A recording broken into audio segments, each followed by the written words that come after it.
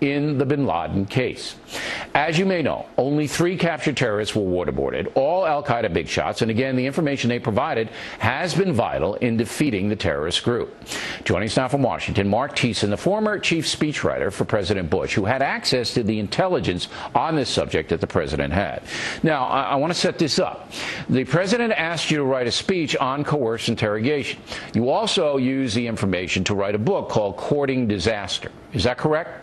That is absolutely correct, okay, yes. So you saw what Mr. Bush saw. What is the headline? Well, the headline is CIA interrogations work. I mean, the fact is, in the period after 9/11, we knew absolutely nothing about the enemy who attacked us. We did not know that Khalid Sheikh Mohammed was the mastermind of 9/11. We didn't know who his key operatives were. We didn't know what they had planned. And then we started capturing these terrorists. We captured Abu Zubaydah, who was a key al-Qaeda facilitator. And he gave us information that led us to Ramzi bin al-Shibh, who was one of KSM's key operatives. And they together led us to KSM. And KSM was resistant when he came into when he was captured by the CIA. When they asked him about new plots, he said, "Soon you will know." And he said, "I'll tell you everything when I get to New York and see my lawyer." And he didn't see a lawyer. He was put under enhanced interrogation techniques. And once he went through those, he made a decision to cooperate. And when he was done, he was running a graduate level class on al-Qaeda operations for the CIA. And you believe that he was broken because of waterboarding? He was waterboarded many times. Absolutely. Okay. Now there's no question. Let's zero in on the courier who is the key to finding bin Laden. I understand that that KSM and another guy who is subjected to enhanced interrogation mentioned Abu Faraj al-Libi. Okay, mention the courier. Pick it up.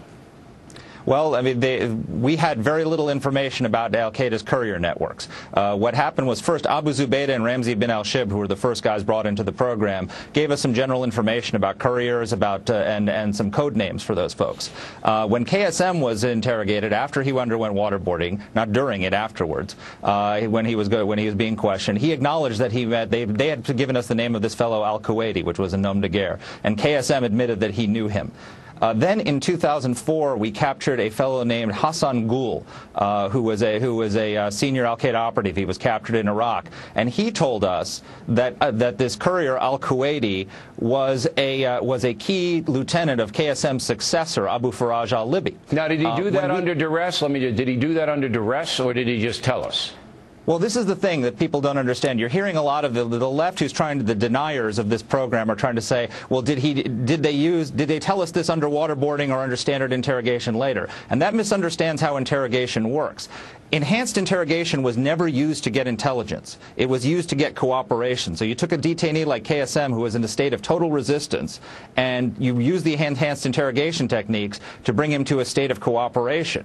And when he's under enhanced interrogation techniques, they are asking him questions they already know the answers to, in order to gauge whether he has stopped lying and made the decision to cooperate. And then once he starts cooperating, the technique stopped. In most cases with enhanced interrogation, the detainees went under them for a couple of days. In KSM's case, he was a really tough guy. He went for about a month.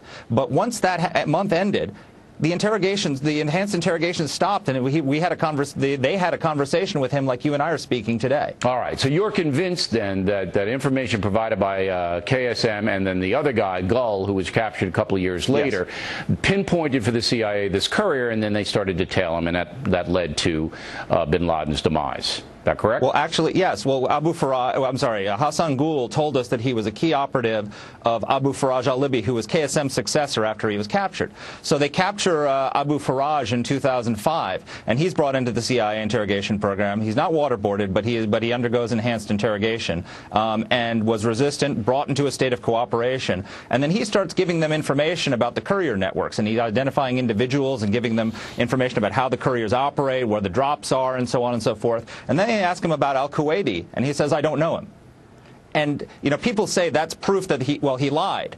But we knew that he knew him because Hassan Gul had told us that he was his key deputy. So that was the red flag that told the CIA, this is the guy he's protecting. This is the guy we have to go after. So if it had not been for that process, starting with Abu Zubaydah in 2002, identifying the names, KSM confirming the name, Hassan Gul telling us he was Faraj's deputy, and then Faraj denying that he even knew the guy, then the CIA would have never known this is the guy to zero in on, and they went after him, found him, and it took years to do it, found him, and eventually followed him to bin Laden's lair. Very fascinating. What do you make of John McCain coming out and saying that, you know, all this enhanced stuff doesn't work, didn't do anything for us? Well, he, like Barack Obama, has a vested interest in saying it doesn't work because he was an opponent of it. I mean, the big problem we face now, Bill, is that we don't have this tool anymore. Barack Obama, on his second day in office, eliminated this tool from our counterterrorism arsenal. So the tool that got us the intelligence that led us to Osama bin Laden is no longer in use. We have not captured and detained and interrogated a single high-value detainee since Barack Obama was president. Right, and that brings me to my last question, that there is a big shot, an al-Qaeda big shot in custody in Pakistan, Umar Patek. Who is he? Yes.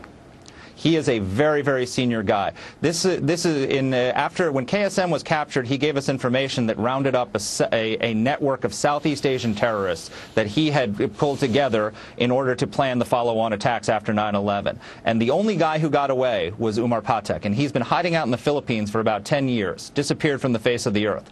All of a sudden, the news reports started indicating that he was in Yemen. Then there were news reports. The Associated Press reported that he was at a meeting of jihadists in Mecca. So we got and him. I got to cut to the chase here. We got him, sure, but we don't have him. Pakistan has him. How come we haven't talked to him? Because one, we don't have the black sites have been closed by Barack Obama, and the enhanced interrogation techniques are gone, so we have no interrogation plan. Leon Panetta said if we ever captured UBL, bring him to Guantanamo. We should bring Umar Patek to Guantanamo Bay. But we can't because Pakistan won't hand him over.